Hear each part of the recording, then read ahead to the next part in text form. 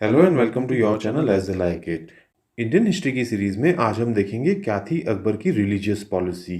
इस लेक्चर में हम जानेंगे क्या थे अकबर के रिलीजियस प्रिंसिपल्स, अकबर द्वारा सेटअप किया गया था कौन सा रिलीजन, और साथ ही हम देखेंगे कि अकबर ने कौन सी रिलीजियस डॉक्ट्रिन्स को जाना था। तो आइए स्टार्ट करते हैं religious philosophy of Akbar.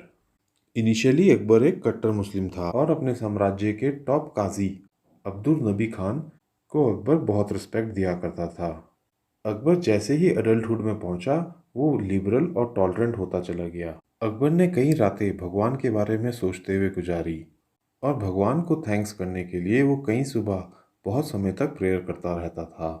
Akbar gradually narrow orthodoxy से दूर चला गया।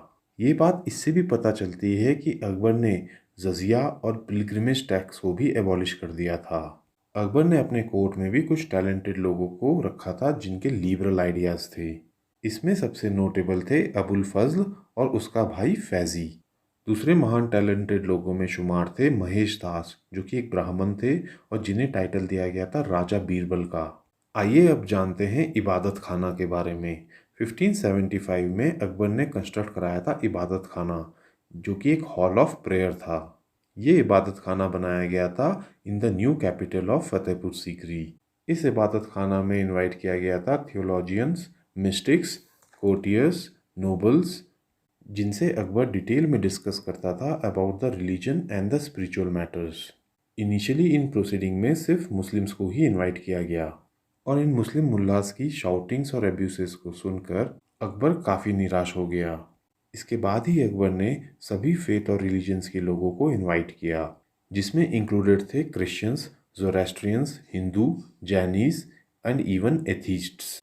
इबादत खाना में हो रहे डिबेट्स के कारण सभी रिलीजन्स के बीच में बिटरनेस बढ़ने लगी क्योंकि हर रिलीजन का रिप्रेजेंटेटिव अपने ही रिलीजन को सुपीरियर बताता था और इसी कारण से अकबर ने परेशान होकर इन डिबेट्स को इबादत खाना में 1582 में बंद करवा दिया। लेकिन अकबर ने अपनी सर्च फॉर ट्रूथ अबैंडन नहीं करी। इसके बाद अकबर ने हिंदू डॉक्ट्रिन्स को समझने के लिए पुरुषोत्तम और देवी को इनवाइट किया। वहीं ज़ोरेस्ट्रियन डॉक्ट्रिन्स को समझने के लिए उसने बुलाया था महारजी राणा को। क्रिश्चियन डॉक्ट्रिन्स को समझने के लिए अकबर ने कुछ पोर्चुगीज प्रीस्ट से मुलाकात करी और अकबर ने एक एम्बेसी गोवा भेजी ताकि 2 लर्नेड मिशनरीज को उसके कोर्ट में बुलाया जा सके। अकबर की रिक्वेस्ट पे पोर्चुगीज ने एक्वा वीवा और मॉन्सरेट को अकबर के पास भेजा था 3 सालों के लिए। इन क्रिश्चियन प्रीस्ट ने अकबर को क्रिश्चियन कन्वर्ट करने की बहुत कोशिश करी लेकिन ऐसा हो ना सका। अकबर ने जैनिज़्म को भी समझने की कोशिश करी थी और इसी वजह से अकबर की रिक्वेस्ट पर काथियावाड़ के जैनी गुरु हीरा विजय सूरी ने अकबर के कोर्ट में कुछ साल बिताए थे।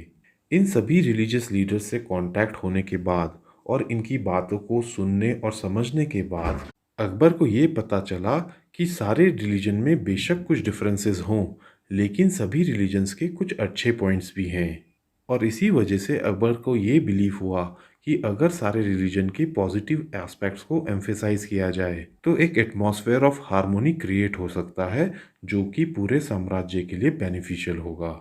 आइए अब जानते हैं तौहीद इलाही क्या था। अकबर ग्रेजुअली इस्लाम से दूर चला गया और उसने इस्टेब्लिश किया अपना एक नया रिलीजन तौहीद इलाही जिसको दीन इलाही के नाम से भी जाना जाता है। अकबर ने ये रिलीजियस पाथ प्रोपाउंड किया था इन 1582। दीन इलाही में इंक्लूड है mysticism, nature's worship and philosophy.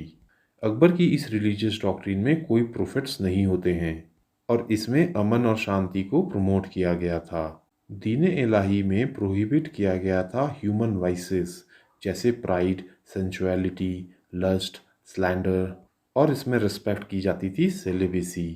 Slaughter of animals was also forbidden in the new religion. इस न्यू रिलीजन में प्रपोज किया गया था पहला, गौ मांस नहीं खाना चाहिए। Second, indifference among all Indians. Thirdly इसमें प्रमोट किया गया था वर्शिपिंग ऑफ सन।